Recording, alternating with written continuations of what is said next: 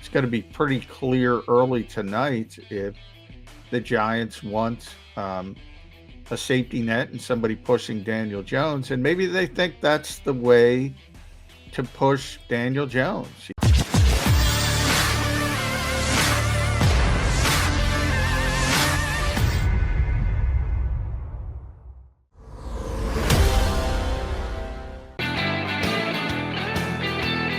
McMullen and McDonald, your Mac and Mac guys here on Birds 365, the day after a big day one for the Eagles in the NFL draft. And I put the emphasis on the word big because they have two big players, two big talents, and two just physically big individuals. They got the biggest defensive lineman in the NFL draft, taking Jordan to play inside for the Birds coming forward, and a big wide receiver. And I know I've downplayed that this year. I would not have taken Drake London with the number one wide receiver pick last night. That's the way it came off the board, just because he's a big guy. We'll see if Treylon Burks can replace A.J. Brown in Tennessee. They think that's possible because he's a big guy. Yeah, I don't like that pick, Jody. Oof. I told you the story when I was in with Randy Moss, and when things went wrong with him, the Vikings tried to replace him with Troy Williamson. I get that same kind of vibe. And I'm not comparing. Jeff Kerr compared A.J. Brown to T.O. I'm not going that far. But he's a really good player. I don't think Treylon Burks. I don't think it's going to be the same. No. And you understand Tennessee's line of thinking. Yeah. Oh, we can get him for longer and cheaper. Yeah, but then he's got to be as good. And I don't think he's going to be as good. I thought he was one of the more overrated wide receivers from the group of the top 5, 6, 7 that'll be in the draft. I guarantee you there will be wide receivers that will go today in the upcoming second or third round or later who will be better players than Burke. That's just my evaluation of the player. But the Eagles had a big day and or night last night. The other teams in their division, one kept pace. The other two, I think, dropped behind. The Giants had the 5th and 7th pick in the draft, so they should have come away with a haul here on day one. Oh, they did. Kayvon Thibodeau falls down to number 5. We'll see if the two guys, Hutchinson and Walker, went ahead of him, turn out to be better players. I don't know that's going to be the case. I believe Thibodeau was the most talented player on the defensive line in this draft from before the year started, even to right up to last night when he was the 3rd edge player taken. I think Giants got the best edge player, and I think they also got the best offensive lineman. We'll see if Icky's as good or better than Allen. He went before Allen. I thought Allen was the best offensive lineman. So if you're picking at 5 and 7, and you got arguably the best player, and that's just one man's opinion. Well, not one man. There were some others that ranked them the same as I did. But I had the two players that the Giants got as the number one player at their two positions, edge pass rusher, left tackle. That's two pretty good positions, J-Mac, to get the best player on the board at 5 and 7. Look, I've always advocated the Eagles' approach of building up front on both sides of the balls. First and foremost, the Giants copied it. Maybe that's the Brandon Brown effect. Who knows? But at the top of the draft, it is a lot easier, so you factor that in. But, yeah, I mean, Giants hit a home run. All of a sudden you start to look at Kayvon Thibodeau. They've had trouble at edge rusher for years and years. And now they got Aziz Ojulari from last year. You start to think about those two, projecting them. You got Evan Neal, who's a natural left tackle. You can move Andrew Thomas to right tackle. Their offensive line has been a disaster, it seems like, in perpetuity for a decade. All of a sudden, you have two really talented kids at tackle. Well, if the Giants can figure out quarterback, Jody, we might not be able to keep looking past the Giants every year. Right, and you mentioned this earlier. I mentioned last night on CBS. Giants are top of the second round. And there was only one quarterback taken. They did fill two big needs in the interior of their team last night. I think they've got a couple other needs, but let me make it a question instead of just rolling it out there. why do you think they announced that they weren't giving Daniel Jones picking up his 5th-year option? They don't. It's not obligatory until next week. I think it's Tuesday of next week. You got to announce whether you are going to pick it up or not. They did it in advance, leading into the draft. What do you think the mindset was behind that? Could have been a clear indication that they're telling Daniel Jones they plan to give him some competition, perhaps in the draft. And obviously, it was never going to be at 5 and 7. But as you mentioned, all of a sudden you're sitting there early in the second round, and you got 4 of those top 5 quarterbacks available. You're going to be able to get one, so it's going to be pretty clear early tonight if the Giants want a safety net and somebody pushing Daniel Jones. And maybe they think that's the way to push Daniel Jones. There's always the hope that he turns the corner and becomes – it's the same thing here in Philadelphia with Jalen Hurts. He's got 1 year. Jalen knows he's got 1 year. Different sort of framework. It's not about the option. And with the Giants, it's a first-round pick about the option. But each quarterback is in the same situation. They pretty much know, whether it's overt or not overt, that they got 17 games to get another contract with their particular teams. And we'll see how it works out for Daniel Jones. I don't have a lot of hope, but it's easier. The more good players you get around a quarterback, and probably the most important, even more important than receivers, is offensive line. He's never had an offensive line. That's fair. If you want to make excuses or whatever term you want to use, explanations for Daniel Jones not being what the Giants envisioned, it's fair to point out, never had an offensive line, even a mediocre offensive line. So getting that better is a good start. And they did that with one of those 2 high first-round picks with the Allen kid from Alabama. Other 2 teams in the Eagles division, excuse me while I yawn. The Commanders decided to trade down. They have a little draft capital. They end up getting John Dotson, who I think is an okay slot wide receiver. Do you think we're ever going to be having a conversation about Jahan Dotson being a top 10 wide receiver like we are A.J. Brown? No, I don't. And they already have Curtis Samuel coming back. Maybe he's not healthy. I don't know. This is one of those where you're in a position to get one of the, receivers. Where did I guess the run started with your Jets at 10 with Wilson, right. And then they had a chance to take Chris Olave or Jameson Williams by just staying put. And they said, no, we'll go down. And that's where the Saints came up. And they only went down, 5 spots. But all of a sudden, Olave's gone. The Lions trade up ahead of the Eagles. And you mentioned that before. The Lions certainly thought the Eagles wanted, well, at the time, they felt they had to get up to get Jameson Williams. And then you had the Eagles moving up, and then Baltimore.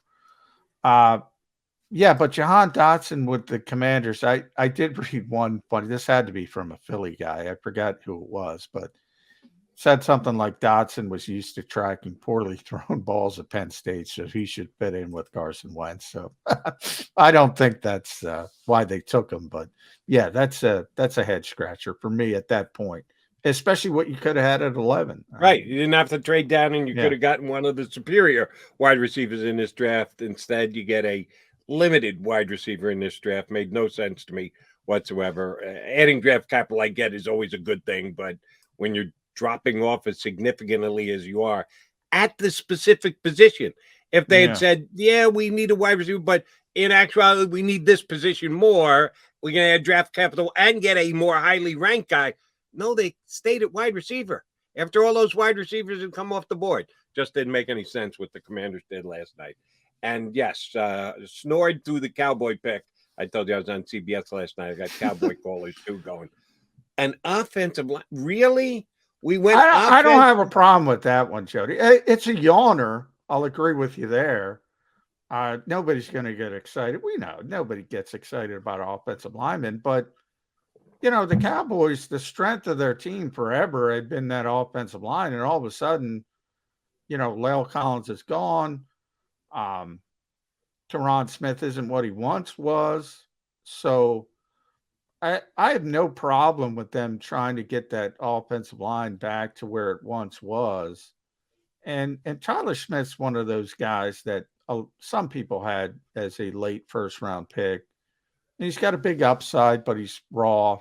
Typically, that's how it works with guys in the 24. I think he was 24th, whatever it was, later in the first round. I mean, it's never sexy, but I don't have a problem. Like, I have a problem with Washington's thought process. I didn't at least have a problem with Dallas's thought process. I will say it that way. And Smith is a guy who played both guard and tackle on the collegiate level.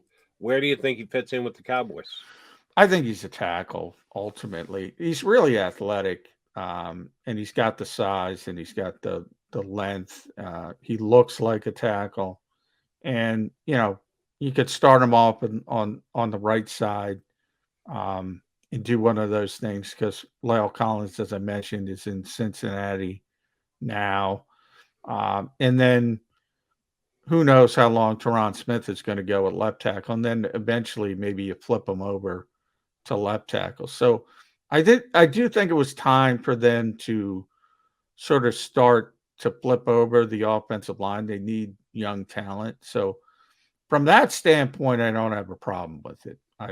Is how I would frame it. Fair enough. I thought it was. I thought there was a chance they could go offensive line, but I just didn't know if he was the highest ranked player. So be it. I saw some film on him. I think he's good. I don't think he matches up with the other offensive tackles that went in the first line. Maybe if a guy like Penning had fallen down to him, they wouldn't have taken him, but they didn't have the chance and they didn't move up. And I was okay with it because I thought they might go edge pass rusher because they lost Randy Gregory. And they left Jermaine Johnson there for my Jets, Jets to jump back into the first round. The winner of last night. Sorry, Eagle fans, because they got 3 players last night. The Eagles got 2. They got A.J. Brown, outstanding. They got Jordan Davis, going to fill a big-time need for this team over the next 5 years, even if it's not year 1. Jets walked away with 3 starters last night, 4, 10, and then jumping back in at 26 to get Jermaine Johnson, who both you and I thought was going somewhere in the teens, right around where the Eagles picked. Shoot, I think you and I have both said the Eagles might have to trade up a couple slots. That 2-spot trade up that they did, I thought might be the ticket a guy like Jermaine Johnson. Oh, no, he goes 13 picks later to the Jets. I think that's a hell of a deal, and I think the Jets had the best night of anybody in the draft. Yeah, I'm mad at my buddy Joe Douglas because I was buying the hype. They might take him at 4. They like Jermaine Johnson so much, and ultimately he tumbles. I thought there was no chance he would get to the Eagles at 15. Never mind 13, and all of a sudden he's there at 26, and they get back in the draft. So, yeah, I mean, the Jets got good players, so obviously they need talent, and they got 3 first-round picks. So part of it, same with the Giants, as we're talking about with the 2 picks, and they had 2 picks in the top 10 as well, and they get Ahmed Gardner and they get Garrett Wilson. So yeah, I mean, part of it is just numbers, but certainly the Jets got a whole heck of a lot better, and probably of the 3 picks, I'm going to hold on to that and say the best one was Johnson for the value. Right. Because I would have preferred Stingley at corner, but he came off to the Texans. And then I probably would have taken Thibodeau and gone. I thought Jameson Williams was the best receiver in the draft. So I would have taken him at 10, but that's nitpicking. They got good players. I mean, but I love the Johnson pick that late in the draft. I mean, that matches up with value. That to me is a home run pick, unless there's something wrong with the kid that I don't know about. And that's what every Jet fan who's pessimistic because the history is what the history is asking. What's wrong with him? If he fell down that far and we got him, there's got to be something wrong with it. What's wrong with Jermaine Johnson? I don't know that there is anything. And speaking of strange, how about that Bill Belichick? Yeah. How Sitting about there that? at the bottom of the first round, going offensive guard from Tennessee, Chattanooga. And the name A lot of strange. TO mentions it. Tennessee, Chattanooga. That's TO school. A lot of TO mentions today. Yeah, Cole Strange now is the highest drafted player in the history of Tennessee, Chattanooga football. And I don't think he's going to live up to TO's billing, but who knows? I do probably give deference to Bill Belichick more than any other coach in this league, probably to a point that I shouldn't. But yeah, if Bill wants him, I'm gonna. I talk about it all the time, Jody. The Patriots have the smallest draft board in the NFL every single year. Every single year, it's gone as low as 75. They only have a small group of players they want. And they cross off people for every reason under the sun. So they're not even considering the vast majority of players that people think they should have drafted at a particular spot. You could say it's good. You could say it's bad. There's arguments for both. But hey, if anybody deserves the deference, it's Bill Belichick. But yeah, if you're going to force me to say, is Cole Strange going to be a good pick? I'm going to have to lean towards no. I'm going to have to lean towards no. Coach Belichick, GM Belichick, call him Executive Belichick, call him whatever you want. He gets more of a benefit of the doubt than anybody else.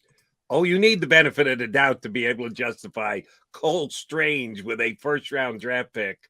I was going back and forth between the NFL Network and ESPN.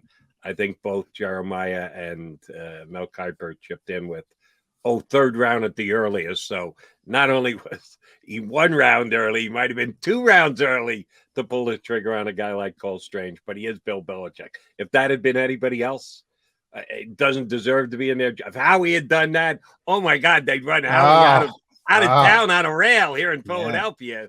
If that had been a Howie Roseman pick, because it's a Belichick pick, he does get a little bit of a benefit of the doubt. All right, he's John McMullen. I'm Jody McDonald.